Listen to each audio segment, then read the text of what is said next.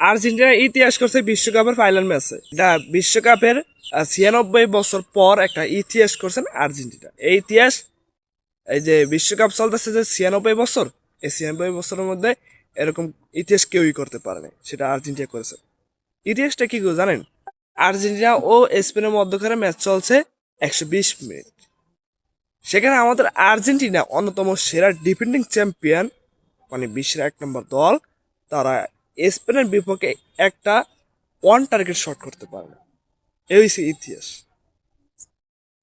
96 বছরের রেকর্ড ভেঙে দিয়েছেন আমাদের আর্জেন্টিনা, ডিফেন্ডিং আর্জেন্টিনা।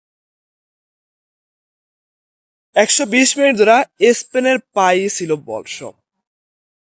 স্পেন আক্রমণ করেছেন এবং লং অন শট করেছেন 12টা।